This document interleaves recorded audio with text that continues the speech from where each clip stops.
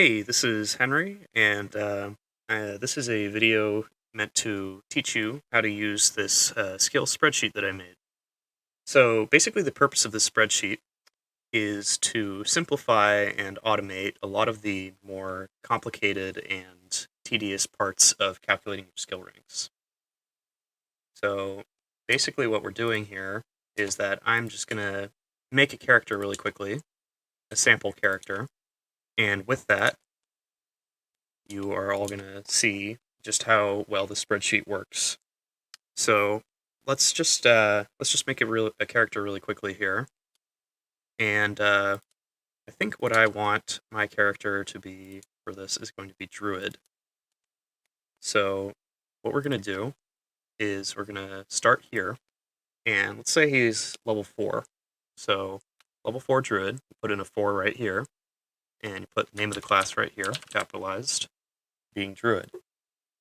And so after that, we need to decide Druid's race. Well, let's say, just for the sake of showing off some of the more interesting aspects of the skill spreadsheet, let's just say he's a halfling, because halflings have a lot of the most racial bonuses. Since we're a druid, we're wearing probably light armor at best, so let's just say our armor check penalty is 1. Let's put in some ability scores. So you need to put them in right here. Let's just say, put some random ones in here, 8, 11, 13, 13, 18, and 14. All right, and it automatically calculates modifiers here. And you can see that we've actually already applied some of the modifiers in, even without putting anything else in. So now that we have the abilities in, we can take a look at the main table here. So what this is doing is, first on this first column right here, we have all of the skills, in base D&D at least. Right here, we have a class skills column. And this class skills column is interesting because it's actually dependent on whatever class you enter in here. And the reason that it can do that is that it has actually looked at this huge table I have copied over from the player's handbook, and basically just looks and sees for every single skill whether or not it's a class skill, and compares it to the class and fills out class skill accordingly. Trained only is means whether or not we can use the skill if we don't have ranks in it. That doesn't depend on anything, so it's automatically filled out the way that it is normally.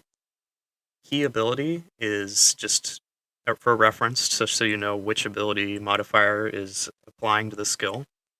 Armor check penalty basically means whether or not the skill is affected by armor check penalty. No if it's not, yes if it is. And it does take into account, this spreadsheet does, the special rule for swim where armor check penalty is doubled. So now that we've looked at all and seen what all these things do, how many skill points do we actually have? Well, it's actually already calculated for you up here. So we can see that the spreadsheet has said that we have 35 skill points to spend how we choose. But let's not believe the spreadsheet. Let's actually go on math so I can show you that this is correct. So Druid, if you look in this table right here, has 4 skill points at base per level. So we add that to our intelligence modifier, which in this case is 1. So that means we get 5 skill points per level. And remember also that at first level, we get 4 times as many skill points as normal. So we get 5 times 4, which is 20. And we have 3 more levels beyond first. So that means 3 times 5, which is our skill points per level, which equals 15. 20 plus 15 is 35. And that checks out with the number we have here.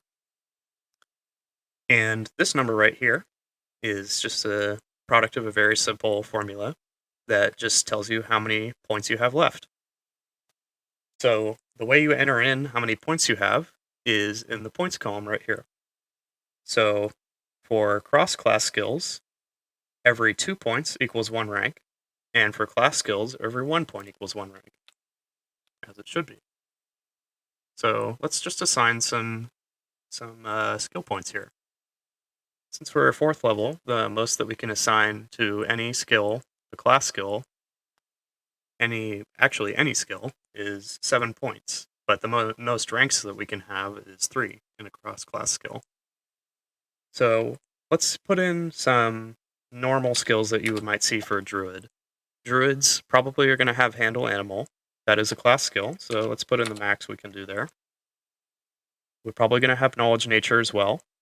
Let's put in 7 as well. And every good D&D player is going to put some skill points in spot. Let's put in 5 there. Survival. This is a pretty good skill for druid. Let's put in 5. Do we have swim? We do. Well, maybe we'll do something else though. How about concentration? I think concentration's important, especially for spellcasters, and it is a class skill, so we can put in 7. You can see that this number up here is updating as we put in more points. We have 4 left, so where should we put them? Well, maybe we want to do a little bit of speaking, so let's put the remaining 4 in diplomacy. Alright, so we have 0 skill points left. If you put in more skill points than you have total skill points, you are evil, and it will also light up red there to let you know how evil you are. So let's just get rid of all evidence of that. And so here we are. Now we can see that the ranks have automatically been filled out. If we had decided to put any points into cross-class skills, it would have accordingly put in only half the ranks rounded down. And you might have noticed in this column right here, we have some bonuses. So when the bonuses are in blue, that means they come from our race. We're a halfling, as we indicated here. So, as it says right here, we get a +4 on hide checks and a +2 on climb, jump, listen, and move silently checks. And we can check this spreadsheet right here and see that that all checks out. And you can also see that there are some green ones here. And what the green means is that we have skill synergies. Skill synergies are, if you have forgotten, if you have 5 or more ranks in one skill, sometimes you're going to get a +2 bonus in another skill. So it says we have a handle animal synergy. If we check, we can see that we do indeed have more than 5 ranks in handle animal. And so that means we're getting a +2 bonus on ride checks and on wild empathy checks, which is a druid class feature, I believe. But I'm not too sure. It could be ranger. I haven't played a lot of druid or ranger. But ride is a skill, and if we go here, we can see that it is in fact accounted for, and it's put into the miscellaneous modifier.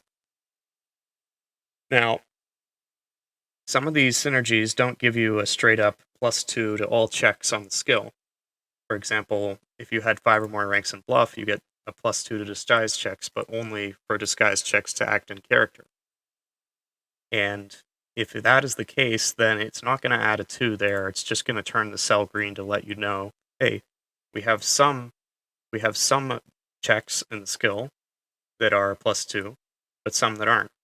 As you can see for survival right here, since we have 7 ranks in knowledge nature, we get a +2 in survival checks in above ground natural environments. And you can see on our survival skill right here, we don't have the +2 put into the modifier because it's not a +2 for everything. It's only a +2 for survival checks in above ground environments. But we still have the green right here just to let you know to look in the synergies and see what exactly it is you're benefiting from. And one more thing to note is that if you somehow have a skill synergy bonus and a racial bonus, it will add the 2 together, and it will light up purple. And you may have noticed that some of our modifiers here are not numbers, it's just NA, not applicable. And that is because it is a trained-only skill, and we have no ranks in it. So we can't even use the skill, and it's just letting you know that that's the case. One more thing to note is that this is compatible with multiclassing. So if we say take 1 level in fighter as our next level, let's add that in here. Then it's going to automatically add for us how many skill points we have. we get 3 more because fighters get 2 base skill points per level, plus 1 from our intelligence, so 3 more. And it's actually going to update our class skills. Fighters don't have that many class skills. One class skill that fighters have that druids don't is Intimidate. And you can see that Intimidate is yes, but if I delete fighter right here, watch this, it turns back to no. So now that we have some class skills that we didn't have before, let's maybe put some ranks into those. How about 3 ranks into Intimidate? If you would like to check out this spreadsheet, just check the link in the description. And there's there's also like a small little description here, just in case you forget anything. But if you forget something, make sure to just check back to the video. And if there's a question you have that I don't answer in the video, just leave a comment and I'll respond to it as soon as I can. So that is pretty much the gist of it. And, as you can see, it's very helpful to just like very quickly make a character and have all the things already put in for you without having to go back into the book and reading through everything. So I hope you can see the usefulness in this and hope you'll try it out for yourself.